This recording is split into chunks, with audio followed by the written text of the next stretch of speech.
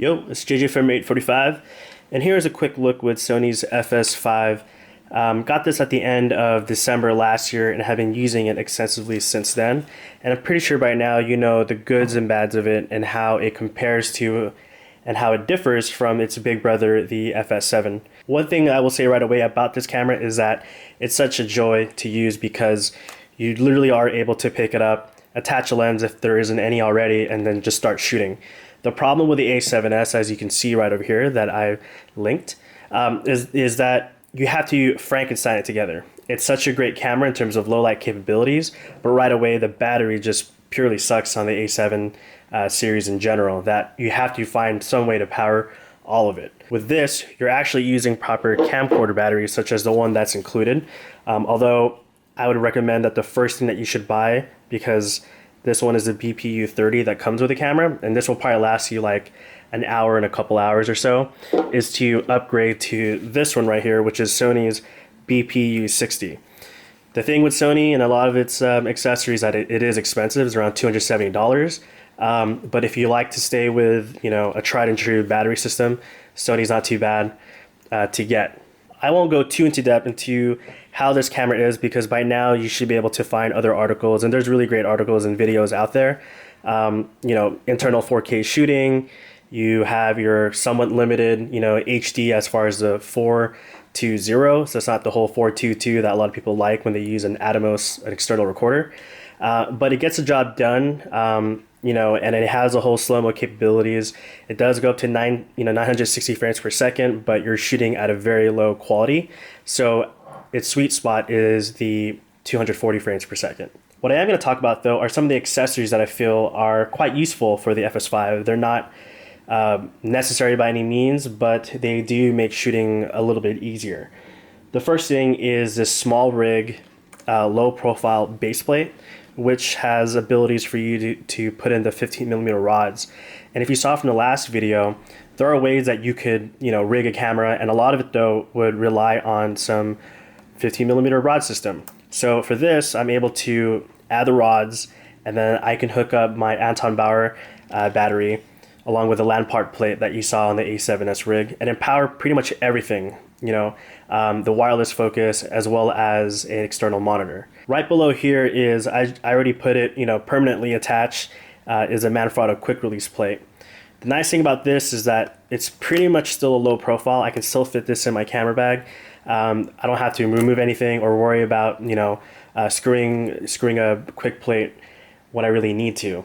The problem though, as far as our current system, is that we're using a larger Manfrotto tripod, which uses the bigger plate. The good thing though about the camera is that it's so light that you kind of don't really need such a heavy, or at least you know, a tripod that can support up to 20 or 30 pounds. So the small standard, I think the 502 long plate, or short plate for that matter, is pretty much all you need to support this camera right here. The next thing that I feel like is super useful is about the power again. This one here is a Switz battery, which is the S8U63, and it's pretty much the same power as the Sony's version. It does have the whole battery check in there as well, but the main difference is that, one, it's cheaper, so that kind of helps, but the really great thing about it is that it has additional ports to power other accessories. So it has a USB, and it also has a D-tap out. Now, you're probably wondering why you need ports on a battery. Well, the good thing is that if you can power everything by one singular power source, you don't have to worry about other batteries on your unit. So you don't need a battery for example, your Shogun, or you don't need it for a small HD 502 monitor. You can power it all through one battery. So with this one right here, my usual setup right now is that the D-tap out, I'm hooking up my small HD 502 monitor with a dummy battery into a D-tap, and when I need to, I can transmit the signal from this camera into an external monitor by using a Paralinx Aero unit. And the way that works is I'm using still the small HD 502 monitor, and I'm using the HDMI port out to hook up the Paralinx Aero unit. And from there, a simple USB cable is powering that unit that sits on top right here, and then it goes right into the bottom of this battery. And so this thing is really cool.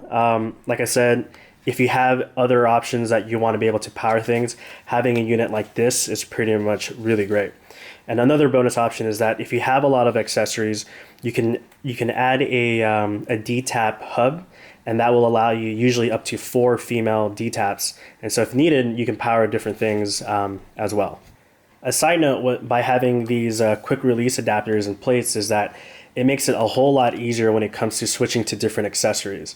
So for me, I actually have pretty much the adapter plates onto a lot of our accessories, including a jib, including a slider from Edelkrone, and then of course the tripod in itself. So by having one system, as far as the plates, you can just transfer it quickly and not worry about unscrewing it and then changing different heads on different accessories.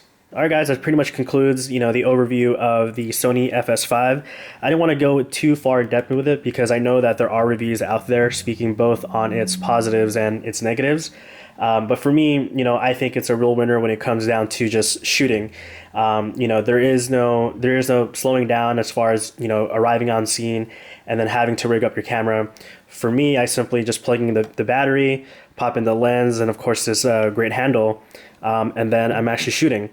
What I usually do as well, which I didn't really touch upon, but because of the whole XLR inputs, I can directly feed, both the boom mic and as well as a Sennheiser wireless lab directly into it. And so while it's limited as far as having 2 channels, at least I can grab audio that's synced up already, within the camera files.